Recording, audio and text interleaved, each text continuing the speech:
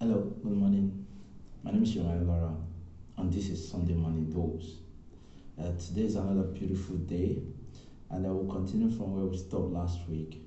I'm talking about building trust. So let's title this Building Trust, Part 2. Building Trust, Part 2. Interesting how communication helps to build trust. But after being communicated to, trust would not be earned fully if action is not taken. Yes, trust without action is like a car without engine, the body part without the engine. Trust is fully earned at the point of action.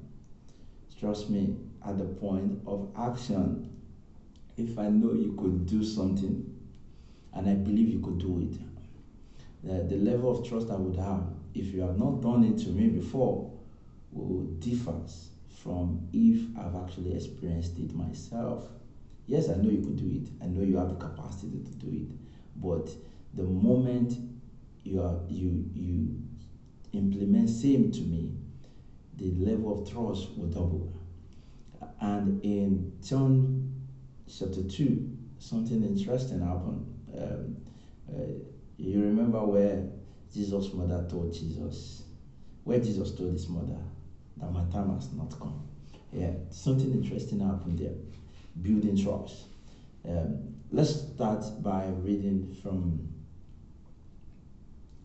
John chapter 2, then verses 3. At the wedding there was not enough wine. So Jesus' mother said to him, they have no more wine. Verse 4, Jesus answered, dear woman, why are you telling me this? It is not yet time for me to begin my work. Verse 5, his mother said to the servant, do what he tells you. Wow, interesting. How the mother did not impose on them or instruct them to do what he would want Christ to do for them. He said, do what he tells you. Go and meet him. Talking about communication. Go and meet him. And don't take my word for it, no matter the amount of words that has come out from my mouth, even though I'm his earthly mother. If he has not spoken to you, then there is no chance for any sign of miracle here. So go and meet him and go and listen to him. Go and communicate with him. And in the instruction, it says, the way you communicate is that you even act on whatever he tells you to do. You act on whatever he tells you to do. Of course, there was no painted scenario of how Jesus was with at home, the miracles he did at home before this first miracle recorded in the Bible. But obviously, if you, as a thinking person, you want to assume that this miracle is common at home, that Jesus' mother is used to this kind of miracle at home. That's why there was so much confidence in Jesus to do something about the wedding in Cana. Very interesting. So you communicate, then you act. You don't communicate for just communication's sake. You communicate to have an informed knowledge about a decision that you will take, and that decision will influence your actions. Our going to church, let's say going to church, if truly we hear Christ in our churches, should have influenced our decisions, and our decisions should have influenced our actions. But if our actions is still the same, before going to church, or even worse up, then there's no point going to church at all. So let's continue. In verse 6, Jesus instructed them. Jesus told them something. There were 6 large stones, water pots there that were used by the Jews in their washing ceremonies. Each one held about 20 or 30 gallons. Verse 7, Jesus said to the servant, fill the water pot with water. So they filled them to the top. Fill the water pot with water. So they filled them to the top. Fill the water top with water. They filled them to the top. Verse 8, then he said to them, now dip out some water and take it to the man in charge of the feast. Interesting how we see middlemen.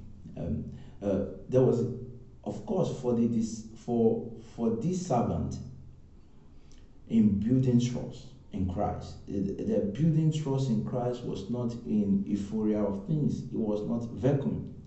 The building trust right now is in the recommendation that Jesus' mother gave to Jesus to them.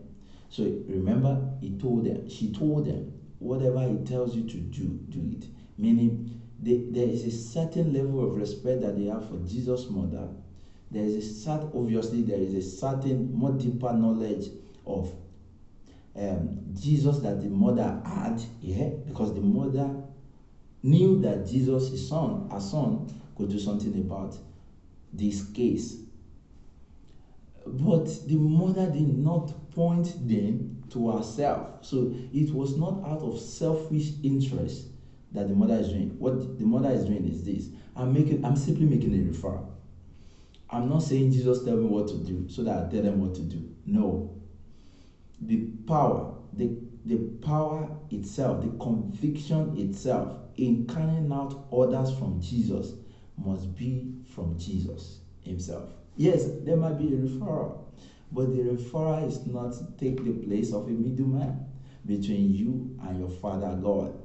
And once there is a middleman, the information will be distorted. And once information is misinterpreted, the adequate decisions will not be made, and subsequently there won't be corresponding actions to back up whatever you believe. And once there is no actions towards whatever you believe, you won't build trust in that field. So the lesson here is that Jesus' mother simply referred. What we are supposed to do in our churches, what is supposed to continue happening every Sunday, is not to come and present Christ to you, is to help you redirect you and redirect you to Christ in such a way that when you get out of the church premises, you understand that there is so much need for Jesus in your life, and as such you go after Jesus. And in going after Jesus, we give you instructions. In giving you instructions and you carrying out actions, taking out the steps that he has asked you to take, then you get results. And in getting results, you build trust with Christ. The reason Mary, the mother of Jesus, recommended and referred Jesus here is because she has gotten some results. If not, she would not be doing that here. And after this time out, this servant, these guys will be referring people to Jesus because they have gotten result. But result would not be complete if action is not taken. That is my point. So this morning, I'm encouraging you to do something about the communication that have happened between you and Christ for years. Some of us have gotten deep revelation about who Christ and what Christ wants us to do here on earth, but yet we are not making any significant action about them. It's time. It's time to fill the gallon with water. It's time to serve the chief host the water. It's time to move. That's my point. It's time to act. If not, there won't be trust. And if trust is not earned, you won't do more. You won't do more. If trust is not earned, you won't do more. The reason I could trust God at this level is because I probably also trust Him at some other lesser level of my life. Maybe when I was in school, maybe when I needed to change my closet, maybe when I needed to navigate my way to an unknown place or familiar place to me, and I simply said a prayer and said, God, help me, I'm going to this place. And He said, drop at this bus stop, against the instructions that were given by others. And then you drop at the bus stop and you realize that this place is actually more closer to get probably a bike or to navigate your way to the place where you're going. But building trust will not be complete without action. Communication is very important, very good, very vital. Getting to the point where you talk to God and God also speak back to you, very interesting. The euphoria alone is pleasant, but building trust will not be complete if action is not taken on those instructions.